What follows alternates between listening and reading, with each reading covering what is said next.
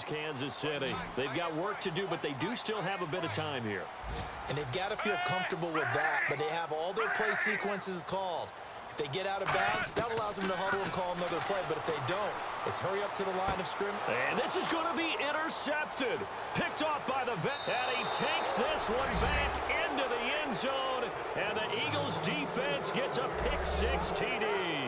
Now, that was a beautiful play, a pick-6. How would you punctuate something like that, partner? What do you mean, with an exclamation mark? Exclamation mark, a big word. What would you do with that? Ampersand? I like it.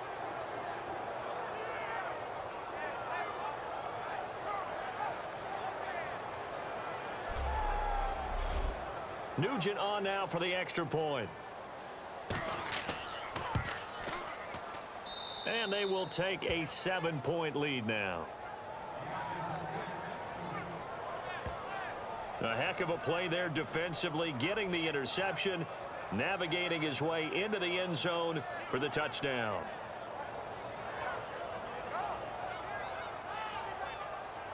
So they'll get another shot on offense following that pick-6, and now the kick is away. This fielded a few yards into the end zone. And he'll bring it a few past the 20 to the 23-yard line. And now here comes Kansas City. They're down here in a one-score game. But the time, it's a factor, but it's not a huge factor right now, is it? It's really not, because this amount of time gives them a chance to run their offense, to go through play sequences. And this is what they work on every week in practice, usually on a Friday. They go over this type of a situation, late-game situation. What are we going to do when we have the opportunity? They've called these plays a bunch of times.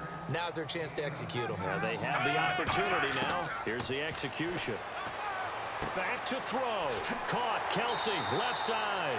And they get him down, but not before he takes it across the 40-yard line. And now it looks like they're going to be in the hurry-up.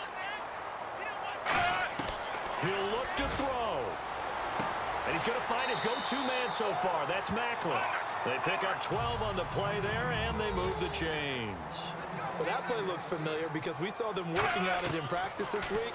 And for a lineman trying to block on this play, they love when they get the defense moving in one direction. And when they try and change directions, it's a lot easier to pick them up and ward them off.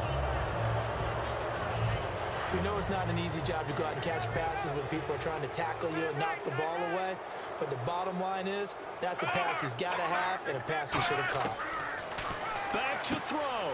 The tight end Kelsey has it over the middle. Now whistles come in. We're going to get a timeout here by the offense. That'll leave him with just one remaining in this fourth quarter of play. He's back to throw. And oh, what a catch that time by Macklin. Now hold everything here. We're going to get a timeout by the offense. That'll be their third and final stoppage here as we step aside. They'll look to throw.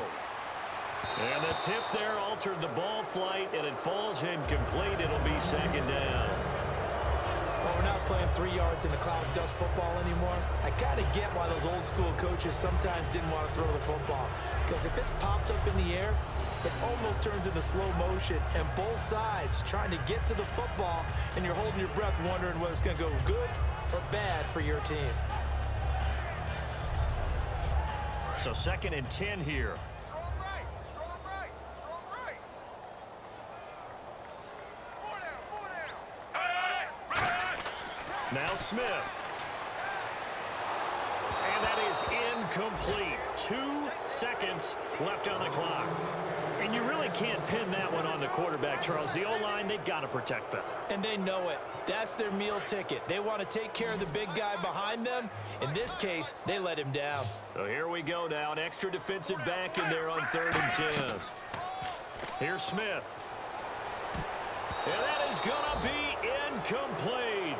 Boy, they got the tip they were looking for but couldn't secure it. And this